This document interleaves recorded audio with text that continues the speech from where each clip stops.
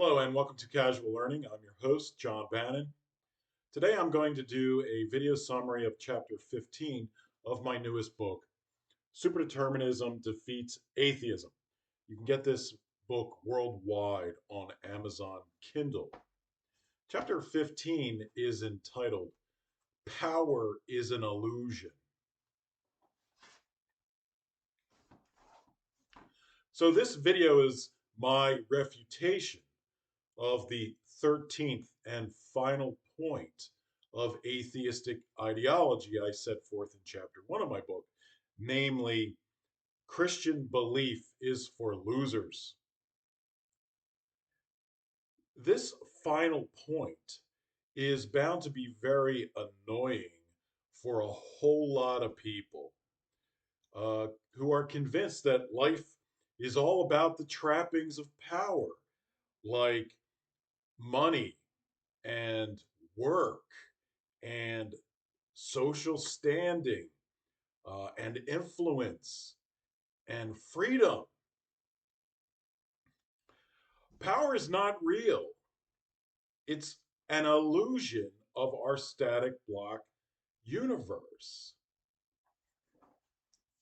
Dr. Hansen, a Swedish theoretical physicist, proved in 2020 that our universe is a predetermined static block universe without continuous causation in physics. His proof, you can read it for yourself, it's only a 3-page proof. You can find it on the internet, was published by a peer-reviewed physics journal called Physics Essays, Volume 33, Number 2, June 2020. It's entitled Bell's Theorem and Its Tests, Proof that Nature is Superdeterministic, Not Random. So Dr. Hansen used Einstein's special theory of relativity and what is generally known about the correlated opposite spin measurement results of entangled particles to prove that causation in time, or cause and effect, is not real.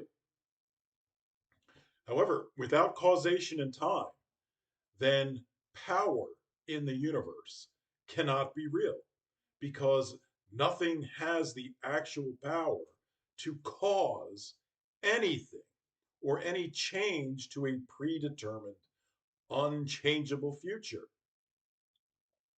So power is really just an illusion of the static block universe. So the static block universe gives us the illusion of the experience of time and of cause and effect. And this is a result of the static block universe's essentially stacking of interlocking and intersecting hyperplanes of space-time, sort of like a cosmic flip book. And because there's no causation, the hyperplanes of space-time do not cause each other to exist. They can't without causation and time, which means nothing in the universe actually has the power to cause anything else.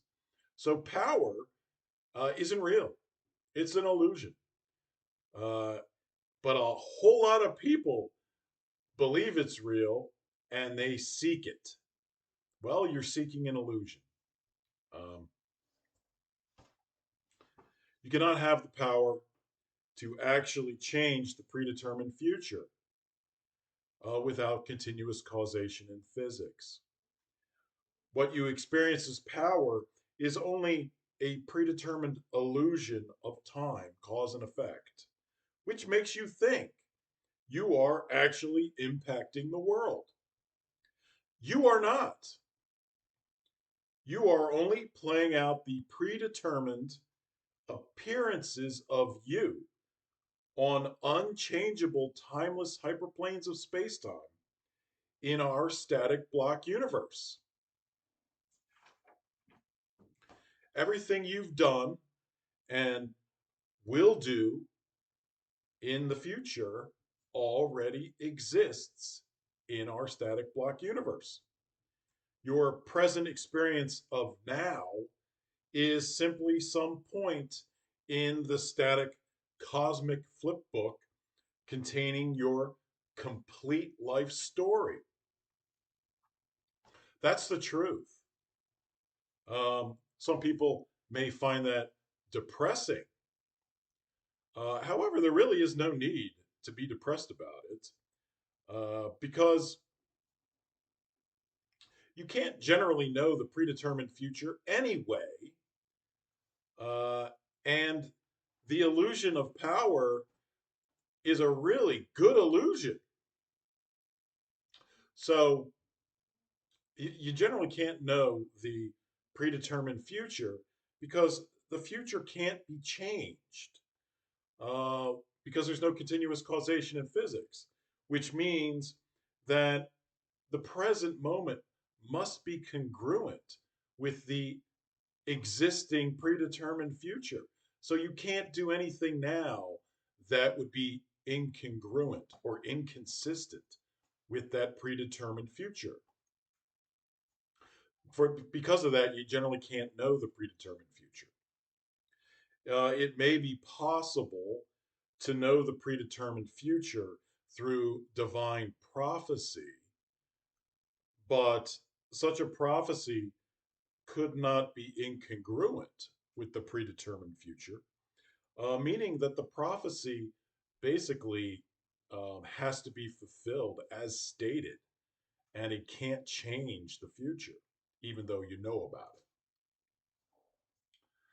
The only being with actual power is God, because God has the power to create our universe and static block realities. And when he creates a static block universe like ours, he doesn't intervene in it. He's already predetermined the whole thing. So there's no reason for him to exercise power to change our universe because he's already predetermined everything that happens in it. And anything that he does in response is also predetermined in our static block universe. In addition, everything that happens in our mostly deterministic universe codepends on everything else that happens. I call this the principle of universal codependence.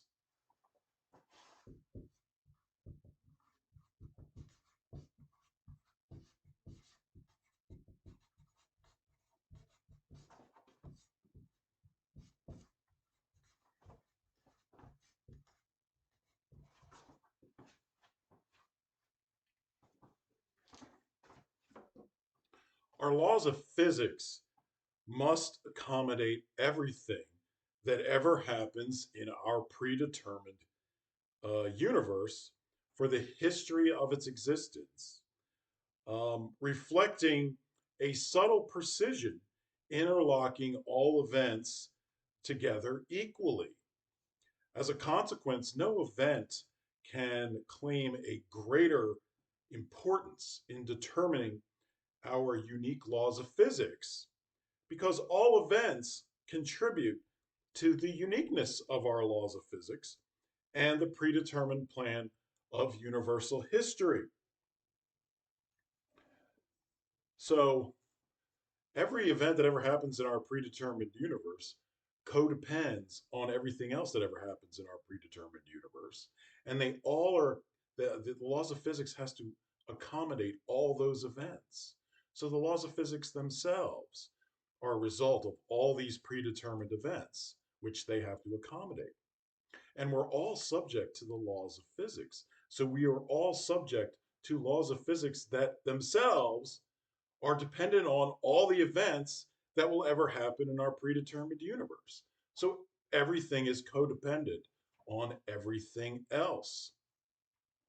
So you can't claim some sort of superiority in terms of you doing something, you causing something, because everything else that happens in the universe has an equal claim of being important in terms of causality. So everything that happens in the universe, from the smallest detail to the largest movements, are all codependent upon one another.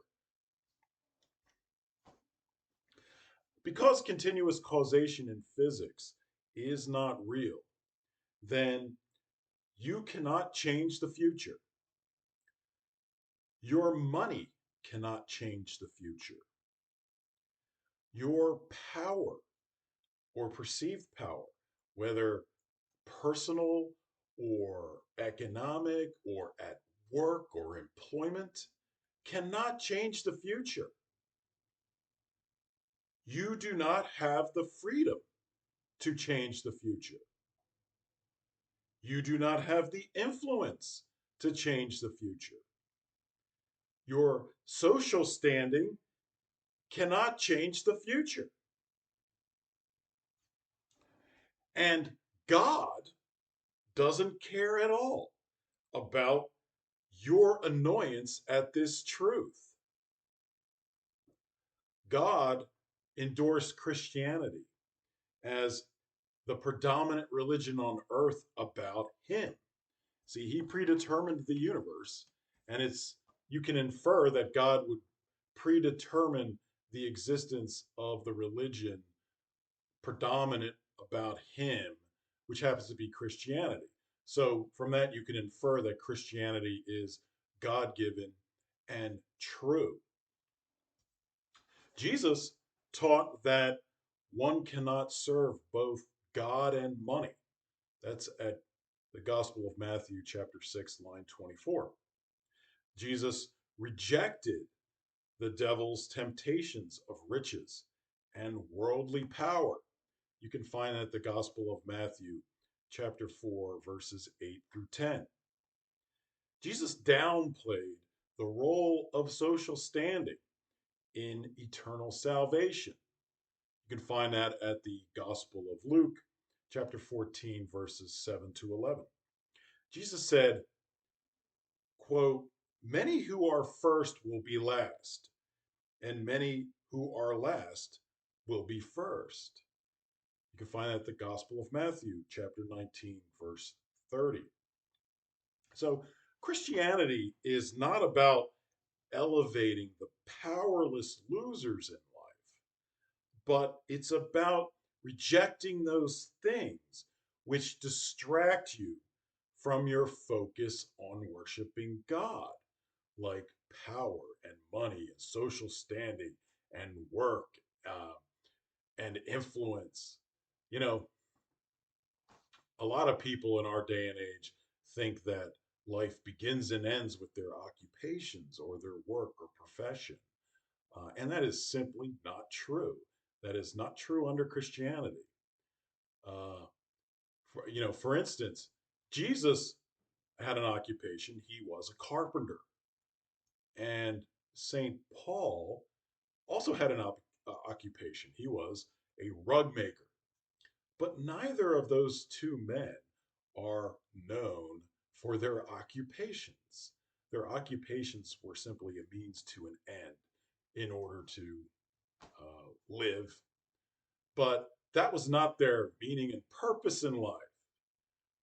And Christianity certainly doesn't suggest that occupations or employment are important. Not at all.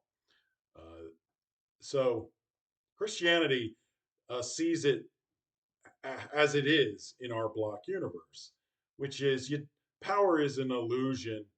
What your main concern is your focus on your relationship and in the on the worship of God and how you treat other people.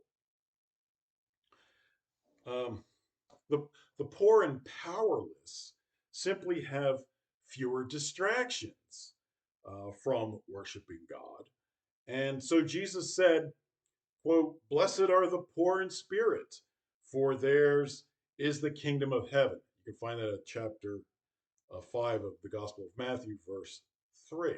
So what he's saying there is uh, poor people have a greater spirit in terms of worshiping God because they don't have all the distractions of wealth and social status and power, which are all illusions anyway.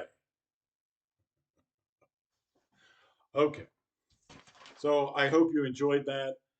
Uh, that's the end of all the chapters in my book.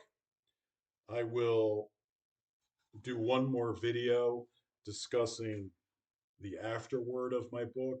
And until next time, take care.